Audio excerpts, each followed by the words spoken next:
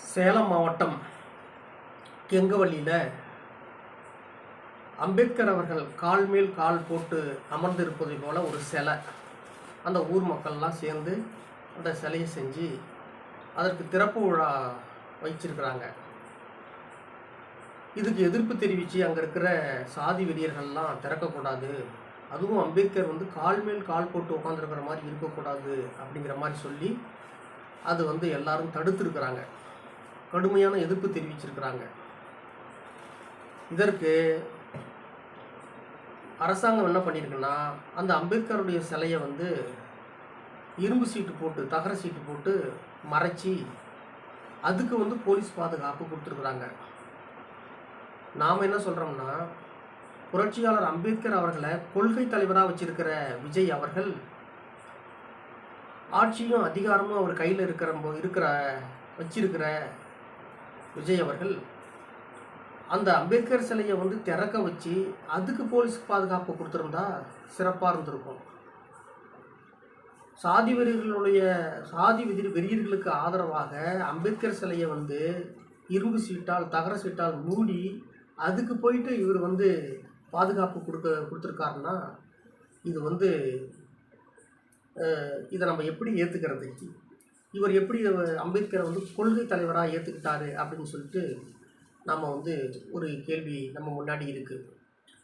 அதற்கு அடுத்ததுங்க தமிழ்த்தாய் வாழ்த்து. தாய் தமிழ்நாட்டினுடைய தமிழ்த்தாய் வாழ்த்து அதை பாடியவர்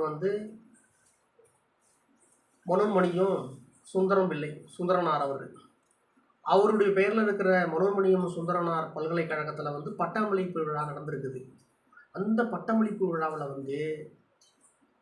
தமிழ்த்தாய் வாழ்த்து மூணாவது இடத்துக்கு தூக்கி எரிஞ்சிருக்கிறாங்க. முதல் இடத்துக்கு வடநாட்டிலிருந்து வந்திருக்கிற வந்தே மாதர பாட்டியும், இரண்டாவது பாட்டு தேசிய கீதம் என்று சொல்லப்படுகிற ஜனகணமனையும் வச்சிருக்கிறாங்க. மூணாவதாக வேண்டா வெறுப்போடு தமிழ்த்தாய் வாழ்த்தை வச்சிருக்கிறாங்க. நாம் என்ன சொல்கிறோம்னா, எதுக்குங்க தமிழ்த்தாய் வாழ்த்தை கூட நீங்கள் மூணாவதாக வைக்கிறீங்க? இப்போ நம்ம முதல்வர் வச்ச படத்தில் வந்துச்சுல்ல, இந்த தொட்டப்பட்டா ரொட்டு மேலே முட்டை பரோட்டா, தொட்டுக்கொண்ட சிக்கன் தரட்டா, நீ ஒரு பிஎஸ்சி நான் ஒரு எம்எஸ் நான் ஒரு எல்கேஜி அப்படின்னு அவர் பாடினார்ல, அந்த பாட்டை கூட வச்சுட்டு போகலாமே. எதுக்கு நீங்கள் ரொம்ப கஷ்டப்படுறீங்க? தமிழ்த்தாய் வாழ்த்தை மூணாவதாக போட்டு இங்கே இருக்கிற தமிழர்கள்லாம் எதுக்கு தலைகுனி வைக்கிறீங்க? அடுத்ததுங்க பத்திரிக்கைக்காரங்க. ஜனநாயகன்னு சொல்லிட்டு நம்ம முதல்வர் படம் நடித்தார். ஜனநாயகனுடைய கதாநாயகனாக நடித்த நம்முடைய முதல்வர் ஆட்சியில் பத்திரிக்கைக்காரங்க படாத பாடுபடுறாங்க. சோழியங்கூர் எம்எல்ஏங்க, அவர் தாங்க தாவேகாவனுடைய எம்எல்ஏ.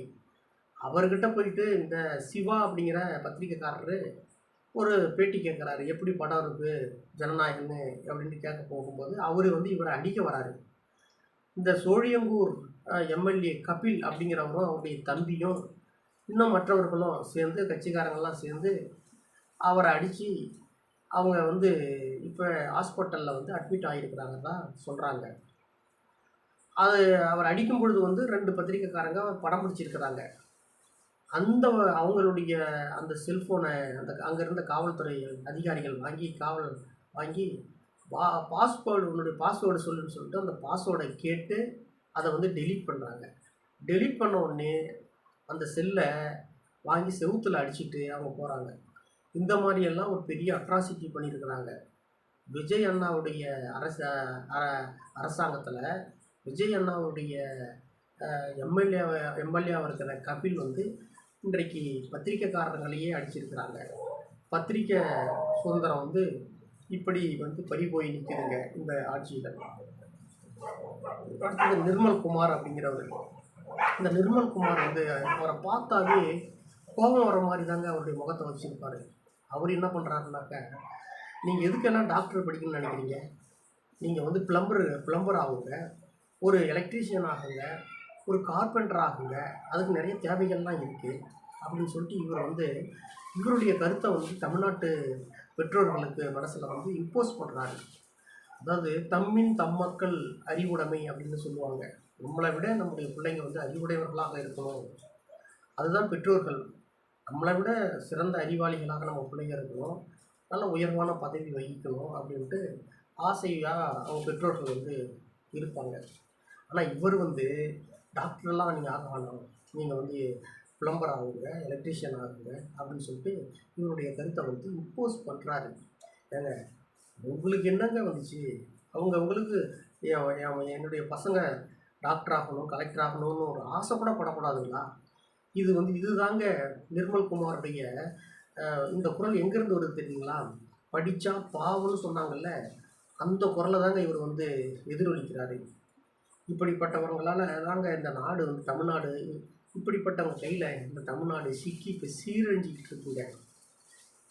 நாசகார சக்திகள்கிட்ட மாட்டிக்கிட்டு இந்த நாடு சீரழிஞ்சிக்கிட்டு இருக்குங்க.